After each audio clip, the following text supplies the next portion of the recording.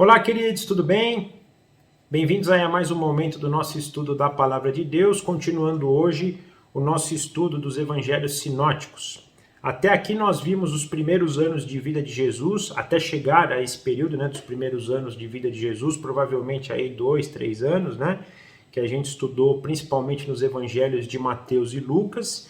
E hoje nós vamos continuar então, começando um primeiro trecho no capítulo 2 de Lucas, que vai do verso 41 até o verso 52. Mas antes vamos orar pedindo a orientação de Deus para que possamos aproveitar esse momento de melhor maneira possível. Papai, muito obrigado por mais uma vez estarmos diante do Senhor e da Tua Palavra.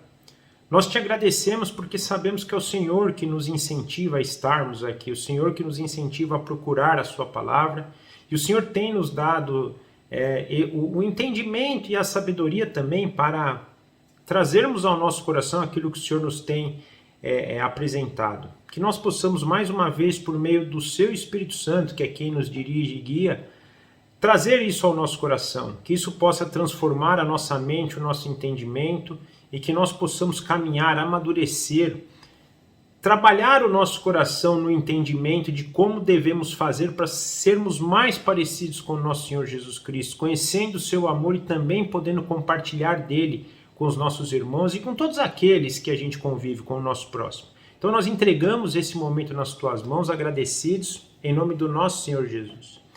Então, gente, vamos lá, capítulo 2 de Lucas, a partir do verso 41, que nos diz assim: Todos os anos, seus pais iam a Jerusalém para a festa da Páscoa.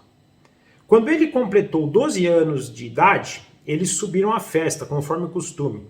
Terminada a festa, voltando seus pais para casa, o menino Jesus ficou em Jerusalém, sem que eles percebessem.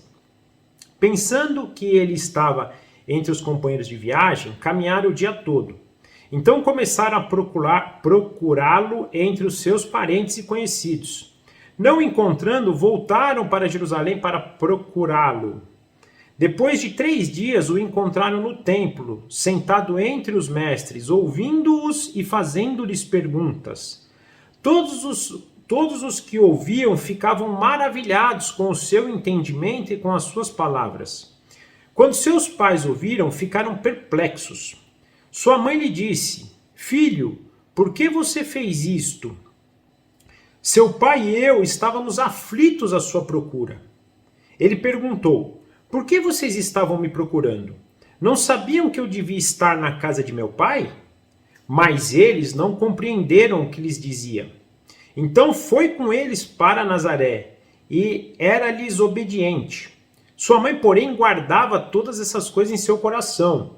Jesus ia crescendo em sabedoria, estatura e graça diante de Deus e dos homens.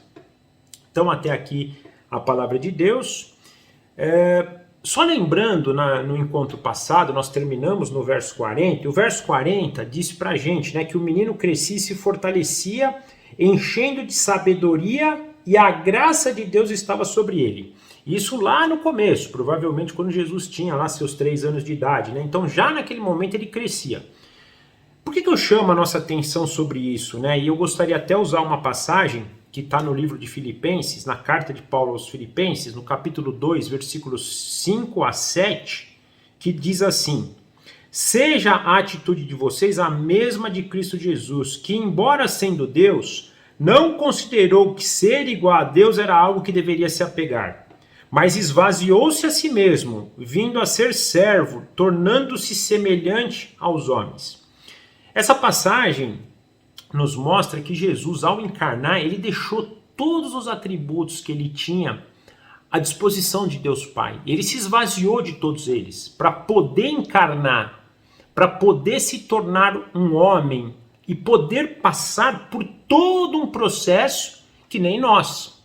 Então isso é importante que a gente tenha em mente, e mesmo que ele cheio do Espírito Santo desde o ventre de Maria, ele era cheio do Espírito Santo, ele passou por tudo. Então Jesus aprendeu a andar, Jesus aprendeu a falar, Jesus aprendeu a comer, Ele aprendeu das coisas humanas. E isso é importante a gente perceber na história, até para perceber essa questão do homem Jesus, para a gente entender que a obra dele foi feita como um homem, ele passou por tudo isso, né? E nós vamos, né, na continuação aqui da história, começar também a entender que, apesar de tudo, apesar de tudo, assim, apesar dele ser Deus, ele passou também por cumprir todos os propósitos, principalmente do que a lei estabelecia. E a gente percebe aqui já no verso 41, né, que seus pais obedientes à lei, eles iam à festa todo ano da Páscoa, provavelmente ia nas outras festas também, a gente vai ver também no ministério de Jesus ele indo às festas, então os pais cumpriam essa ordenança da lei, eles subiam à festa da Páscoa, e quando Jesus tinha 12 anos, a gente vai perceber que algo diferente acontece aqui. Então eles levam o menino, versículo 42, né, para a festa de Jerusalém, como eles costumavam fazer todos os anos, né, como eram o costume da época, e depois da festa eles vão embora.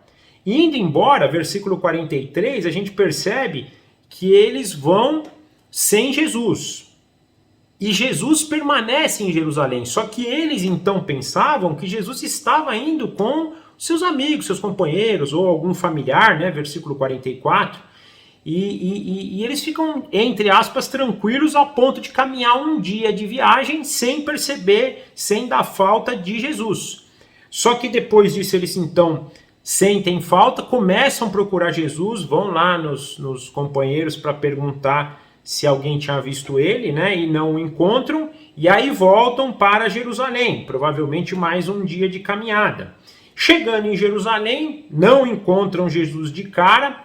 Percebemos aí no verso 46 que só depois de 3 dias eles vão encontrar Jesus. E aqui, acho que um ponto importante, apesar da gente estar lendo aqui em poucos versículos, eu fico imaginando a angústia de José e Maria, porque eles ainda não tinham um entendimento pleno de quem era Jesus, e nós vamos perceber isso nas próximas passagens. Então eles deviam estar angustiados, né? E apesar de Jesus estar chegando próximo dos 13 anos, que é quando o judeu considerava o seu filho, então, já entrando num processo de maturidade adulta e já responsável pelos seus atos, com 12 anos ainda não.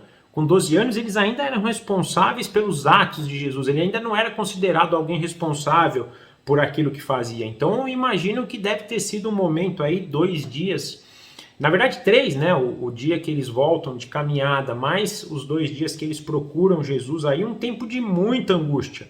E eles vão falar isso, né? Da aflição que eles sentem. E mais uma vez, eles apesar de entender já quem Jesus era, e a gente não pode também esquecer de tudo que eles já tinham visto, né? A gente estudou nos últimos encontros, né? Os testemunhos que Deus dava de que ele era o Filho de Deus, que ele era o Messias prometido. Eles tinham essa preocupação de pai e mãe que nós temos, né? Às vezes, né?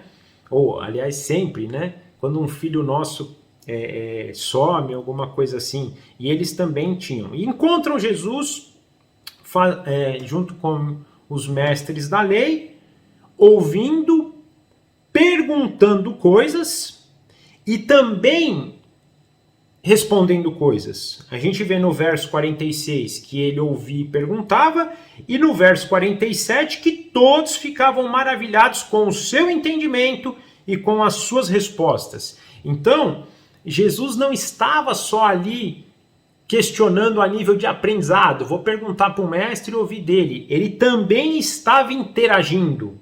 E o entendimento que ele demonstrava aos 12 anos e as suas respostas causavam espanto no sentido positivo, né? As pessoas ficavam maravilhadas com o que ouviam dele, mostrando também mais uma vez, e nesse caso aqui fica claro, o Espírito Santo o guiando nessa obra grandiosa que ele estava fazendo já aos 12 anos, dando essa ênfase, né? O que era, na verdade, algo improvável para uma criança. Um dado importante, né? Eles demoram 3 dias para achar Jesus. Eu entendo até que... porque eles não deveriam ter procurado onde Jesus estava. Porque era improvável que uma criança de 12 anos estivesse ali no meio dos mestres, interagindo com eles. Então, provavelmente, eles devem ter procurado Jesus em todos os lugares, menos ali na presença dos mestres da lei, né? E Jesus, na verdade, estava lá porque ele estava já pensando nesse ministério dele. E nós vamos perceber que ele na conversa que ele vai ter com Maria, ele vai deixar isso claro, porque Maria pergunta para ele, nossa, o que você fez? E aqui também outro dado importante, né? Porque apesar dele ter feito, eu acho que a irresponsabilidade, entre aspas, era muito mais de José e Maria de ter deixado eles, né? Ter deixado ele, ter saído de Jerusalém, voltado para casa sem perceber se ele estava acompanhando eles, do que do próprio Jesus. Afinal, ele tinha 12 anos, né? Mas não foi um ato de desobediência de Jesus, porque nós vamos perceber isso nesse diálogo. Mas Maria pergunta, filho, por que você fez isto? Eu e seu pai estávamos aflitos à sua procura, confirmando aquilo que eu disse, ou seja, foram 3 dias de muita angústia para Maria, muita angústia para José, a ponto de quando ela encontra Jesus, ela fala isso para Jesus, poxa, por que você fez isso com a gente estava quase tendo um piripaque aí, né? Porque você nos deixou. E Jesus então responde, mas por que vocês estavam me procurando? Não, olha a resposta, não sabiam que eu devia estar na casa do meu pai? Então ele já está aqui meio que, vocês não entenderam ainda? Eles já receberam um monte de testemunho. A gente não vê testemunhos, e aqui um dado importante para a gente, que essa passagem também vai nos deixar claro, que a gente tem um salto, né, no que é relatado na Bíblia de Jesus. Então a gente tem lá um primeiro momento que a gente nem sabe certamente aonde termina, se na passagem anterior ele estava com 3 anos, 2 anos, mas a gente entende que é algo nessa idade, para 12 anos, nós percebemos testemunhos de Deus até aquele período, mas provavelmente devem ter tido mais, né, testemunhos de que Jesus era o Filho de Deus, e eles sabiam disso. Então Jesus perguntou, vocês não estão sabendo disso? Vocês não sabem que eu deveria estar na casa de meu pai? Já posicionando assim claramente, né? E a mentalidade de Jesus aqui, que eu penso que é algo importante para a gente, porque quando ele chama isso, ele chama essa resposta, ele fala, não sabiam vocês que eu deveria estar aqui compartilhando? Porque o que ele estava fazendo ali, na verdade, ele estava na casa do pai, mas abençoando aquelas pessoas, principalmente os mestres da lei ali, porque ele perguntava, fazia perguntas e entendia o que eles falavam, mas também ele estava dando respostas a ponto de todos eles ficarem maravilhados, ou seja, ele já estava compartilhando daquilo que ele recebia por meio do Espírito Santo, pela graça de Deus, pelo conhecimento e pela maturidade que ele estava adquirindo, ele já estava compartilhando. E ele acho que deixa isso claro, que vai ser depois a tônica do ministério dele. E também posicionando claramente quem era o verdadeiro pai dele. José naturalmente era o pai de criação, mas ele era o filho de Deus. E é importante a gente ter isso em mente, que Lucas vai reforçar cada vez mais isso, né? É o filho de Deus. Um dado aqui também que eu queria que a gente meditasse a respeito é sobre José. Porque depois nós não vamos mais ver relatos de José, mas pelo menos a gente percebe que até os 12 anos Jesus é criado por José, então ele vai ter, né, esse convívio com esse pai de criação. Nós vamos perceber que Jesus até herda a profissão de José, então provavelmente ele caminhou mais tempo ainda com José, mas nós temos uma evidência clara que pelo menos até os 12 anos ele caminhou com José. José não tinha morrido aqui, provavelmente, até esse período, né? Um outro dado importante, nós vamos perceber que hoje nós vamos falar, então, né, tem esse salto, nós vamos falar dos 12 anos de Jesus, saltando de provavelmente 3 anos para 12 anos, e depois, no próximo estudo, nós já vamos pular para 30 anos. Então, se a gente for analisar a nível bíblico, nós não temos relatos desse período de Jesus, provavelmente de 3 a 12 anos e dos 12 aos 30 anos. Isso é importante a gente ter em mente, porque quando a gente ouvir relatos de Jesus sobre esse período até o início do ministério dele, que não seja dos 12 anos ou lá no início, são tradições, não são relatos bíblicos, de modo que a gente não pode confirmar. Nós entendemos que são suposições, não são verdades, porque para a gente a a palavra de Deus é a verdade, e se não está relatado na palavra de Deus, que é o cânon bíblico, né, os 66 livros da Bíblia, a gente não entende como algo que dá para a gente afirmar. São suposições, pode ser que sim, pode ser que não, né, até porque pode ser que alguma dessas suposições usem relatos de alguém da época que não compôs o cânon bíblico, mas que pode ser verdade, mas a gente não pode afirmar. Então essa passagem nos deixa claro, e a próxima, que a gente já vai pular para 30 anos, nós vamos validar que realmente não há relato de Jesus nesse período. Mas voltando então aqui, no versículo 50 a gente vê que Jesus fala isso para eles, e eles continuam não compreendendo.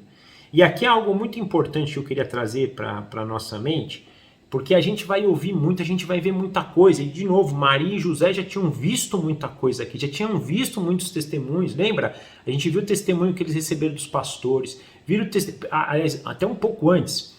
Maria recebeu o testemunho do anjo, José recebeu o testemunho do anjo, a própria Maria pelo testemunho de Isabel e Zacarias, junto com João Batista também. Depois vem o testemunho dos pastores, testemunho dos anjos, dos magos, testemunho que a gente vê ali do cumprimento das profecias por meio de Jesus. Então, ou seja, eles tinham muitas evidências aqui e poderiam compreender mais, mas ainda não estavam compreendendo, e também não compreendem essa fala de Jesus, principalmente, penso aqui, quando ele fala casa de meu pai, né? Acho que não estava ainda muito claro.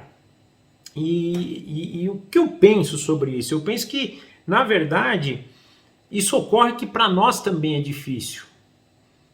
A gente está falando do sobrenatural aqui, agindo no natural.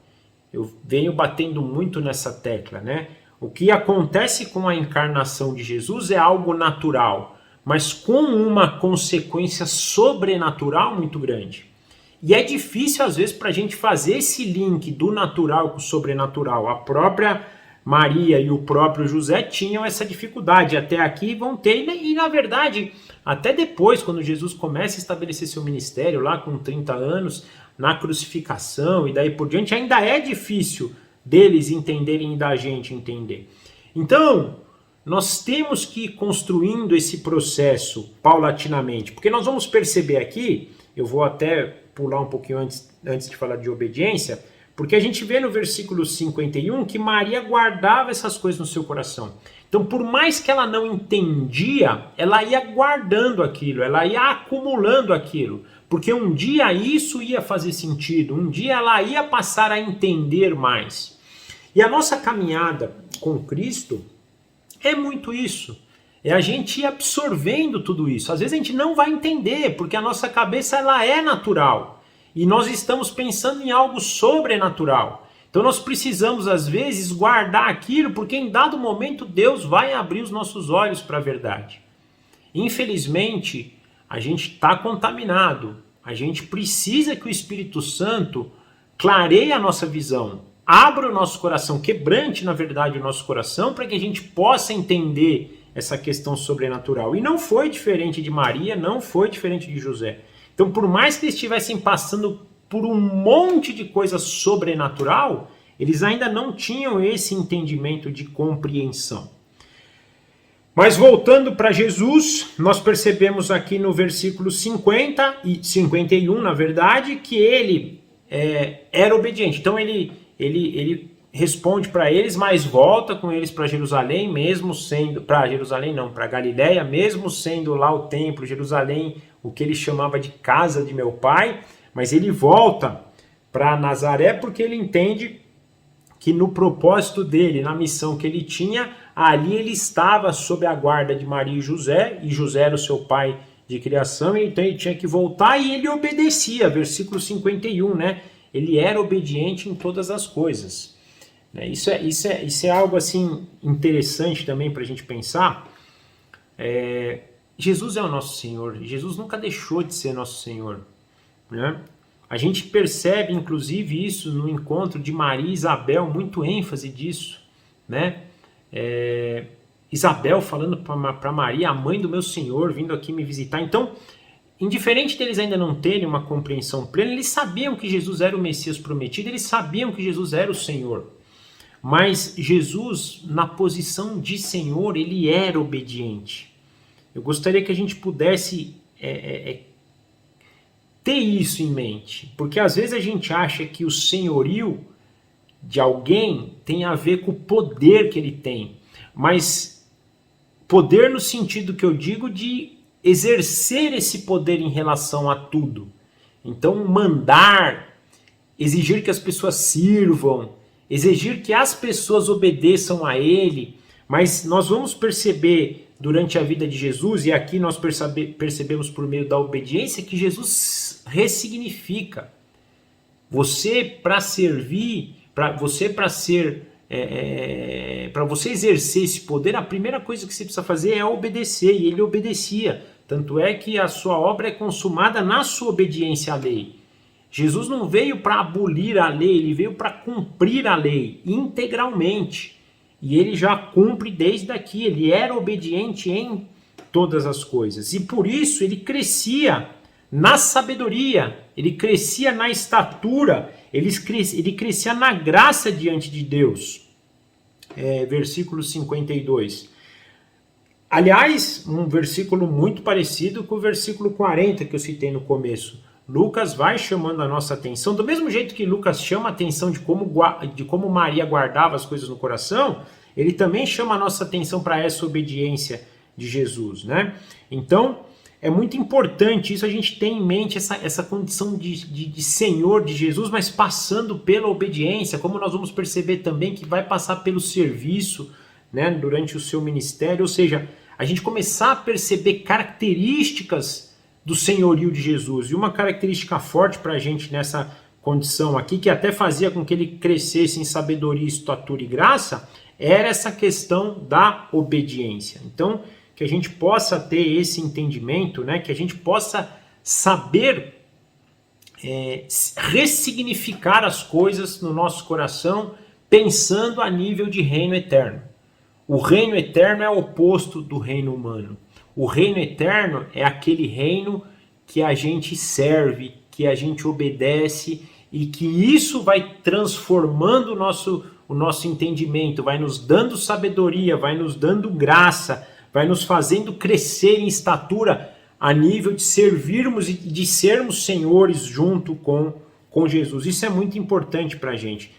Gente, que a gente possa ter nessa passagem aqui esse entendimento disso, esse entendimento de como Maria e José, conforme eles iam também amadurecendo, guardando essas coisas no coração, que a gente possa sempre meditar nelas para a gente poder crescer cada vez mais, né? Então, que eu gostaria de deixar para essa passagem é isso. E para a gente avançar aqui no estudo, eu queria falar um pouquinho também sobre a genealogia, porque provavelmente no próximo encontro nós vamos entrar então no ministério propriamente dito de Jesus.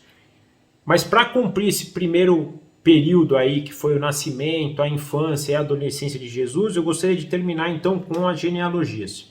Eu não vou ler as genealogias, porque penso que vocês podem ler num momento separado, mas a gente vai perceber o relato das genealogias de Jesus no livro de Lucas, no capítulo 3, do versículo 23 ao versículo 38, e no livro de Mateus, do capítulo 1 ao capítulo 17.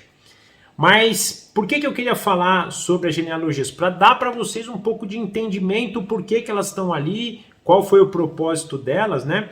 E para isso eu gostaria de ler o versículo 23 do capítulo 3 de Lucas, que diz assim: Jesus tinha cerca de 30 anos de idade quando começou seu ministério.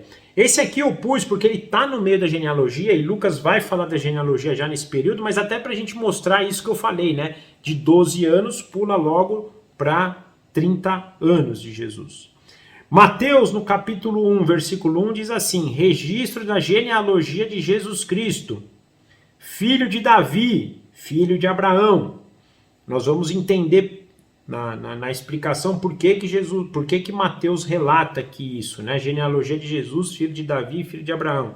Como também em capítulo 1 de Mateus, versículo 17, que nos diz assim: assim, ao todo, houve 14 gerações de Abraão a Davi, 14 de Davi até o exílio na Babilônia e 14 do exílio até Cristo.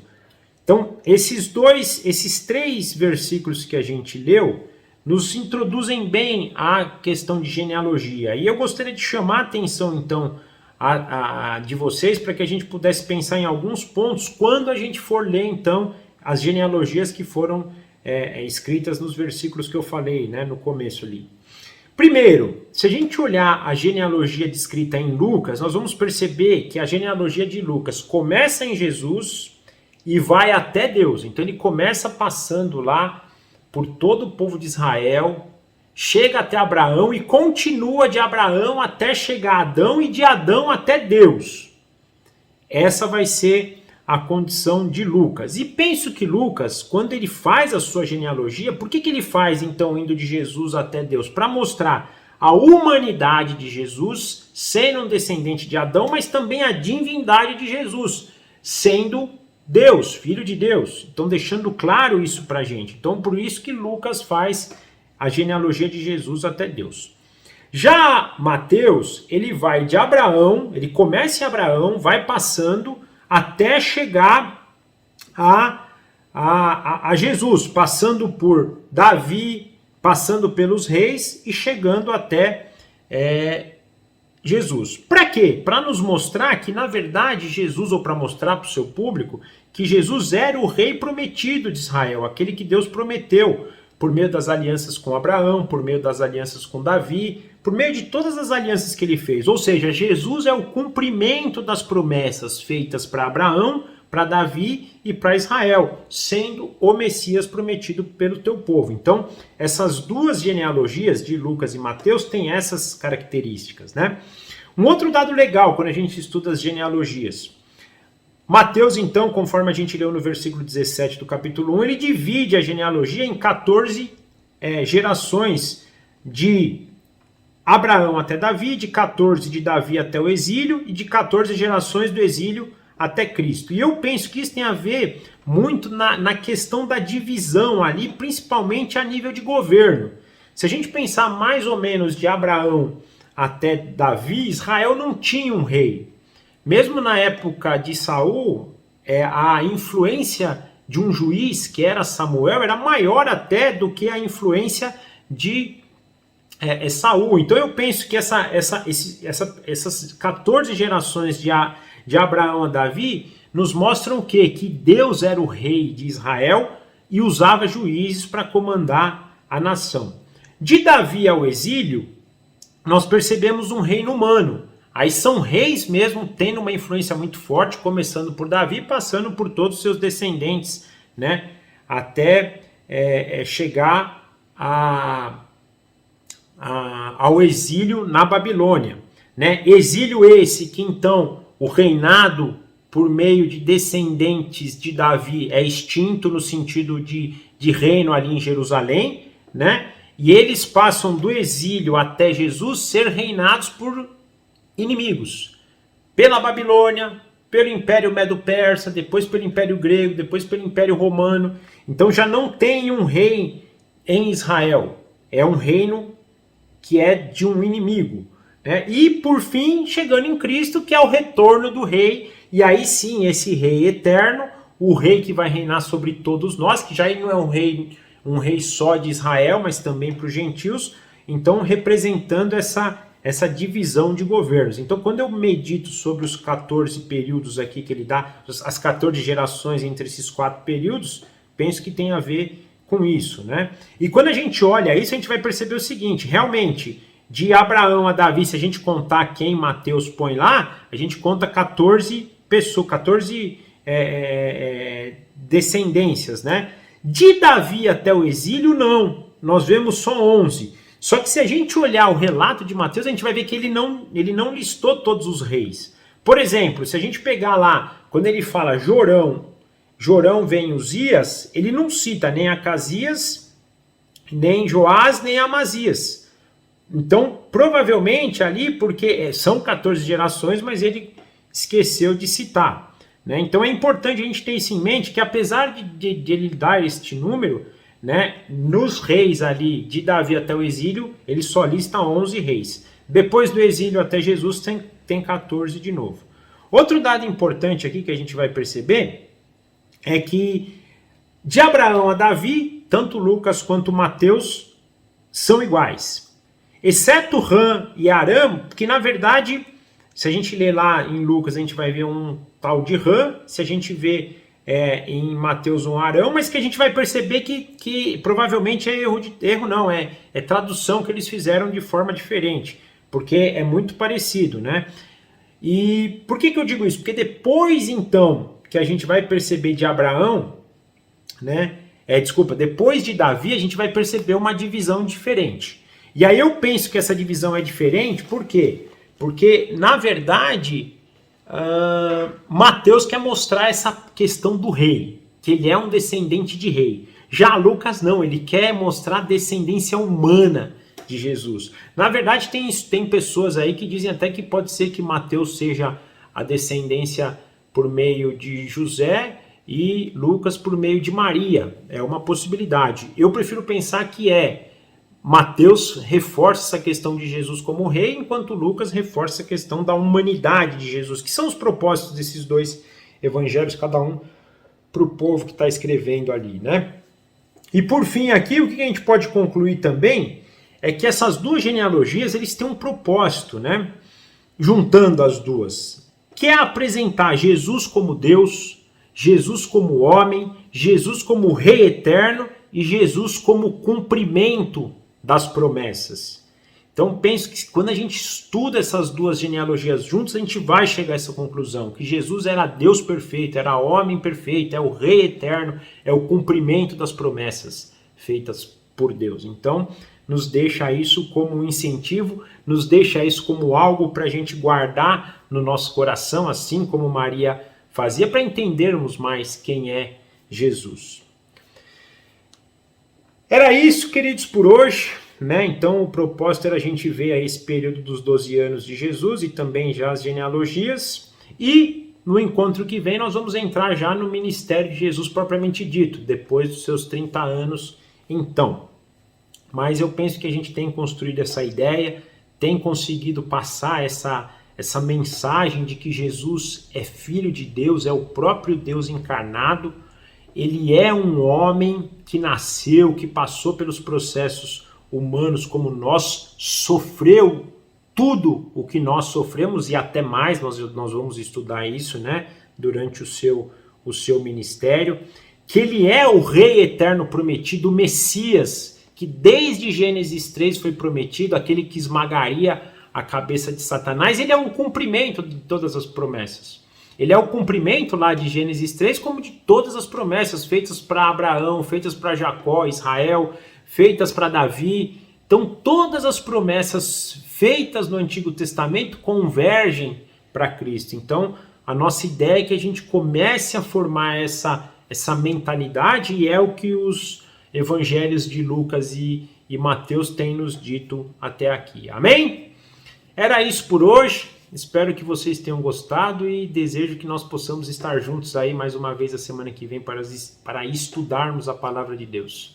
Eu vou orar então terminando e nos vemos então no próximo encontro.